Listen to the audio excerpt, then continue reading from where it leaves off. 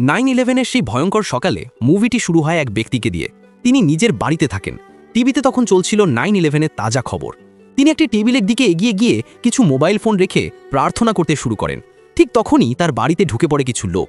চোখ বেঁধে মুখে কাপড় গুজে তাকে নিয়ে যাওয়া হয় এক অচেনা বন্দি শিবিরে। কয়েক বছর পরের দৃশ্য। আমাদের পরিচয় হয় একদল নতুন সামরিক গার্ডের সঙ্গে। তারা জেলে প্রবেশ করতেই পুরনো কয়েদিরা শুরু করে তীব্র চিৎকার। সিনিয়র কমান্ডার তাদের সবাইকে লাইনে দাঁড় করিয়ে দেন এবং বলেন এটি কোনো সাধারণ জেল নয়, একটি যুদ্ধক্ষেত্র।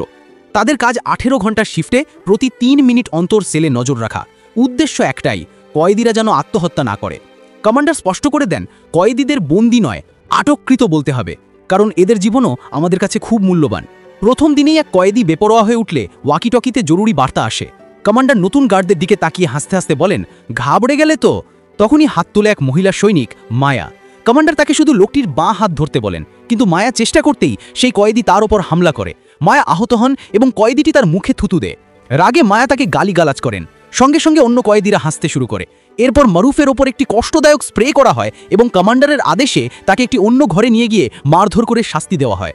পরের দিন স্টাফেদের আউটিং ছিল। মায়া খুব উপভোগ করেন। রাতে ক্যাম্পে পার্টিতে তিনি বেশি পান করে ওয়াশরুমে যান। সেখানে কিছু প্রাপ্তবয়স্ক ম্যাগাজিন দেখে তিনি অবাক হন। তখনই সহকর্মী মাইকেল সেখানে আসে। দুজন কাছাকাছি এলেও মাইকেলের আক্রমণাত্মক আচরণে মায়া ভয় পেয়ে তাকে ধাক্কা দিয়ে চলে যান। পরের দিন মারুফের সেলে মায়া ও তার সঙ্গী একটি খুব সুন্দর পেন্টিং করা গ্লাস দেখতে পান। মায়া অবাক হন যে এত ভালো কাজ করতে পারে সে কেন ভুল পথে গেল। তারা একটি আত্মহত্যার নোটও দেখতে পান, তবে মারুফ তখনও আত্মহত্যা করেনি। মায়ার সঙ্গী জানান 771-কে এখনও শাস্তি দেওয়া হচ্ছে।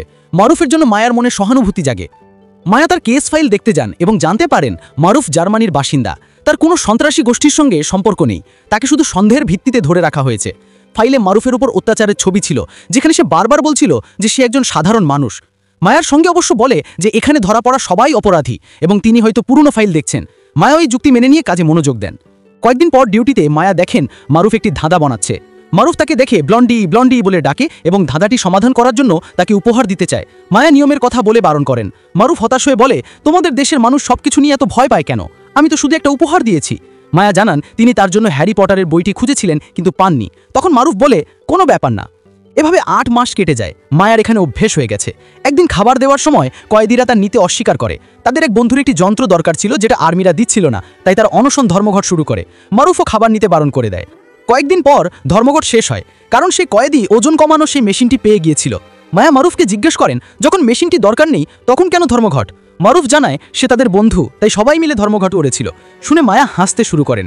এরপর প্রথমবারের মতো তাদের মধ্যে স্বাচ্ছন্দ্য আলোচনা শুরু হয়। মারুফ জানায় সে ফুটবল খুব ভালো খেলে, বল না ফেলে 40 বার শট গুতে পারে। মায়া চ্যালেঞ্জ করেন। মারুফ শুরু করে, কিন্তু 8 বারের মধ্যেই বল নিচে পড়ে যায়। মায়া হাসলে মারুফ বলে, তুমি যে সামনে দাঁড়িয়ে আছো তার জন্যই পড়ে গেল। দুজনেই হাসতে থাকে। দূর থেকে এটা দেখে মায়ার বস ক্ষিপ্ত হন। তিনি মায়াকে ডেকে বকাবকি করেন এবং মারুফকে বলেন ওখানেই স্নান করতে। মারুফ তার ধর্মের দোহাই দিয়ে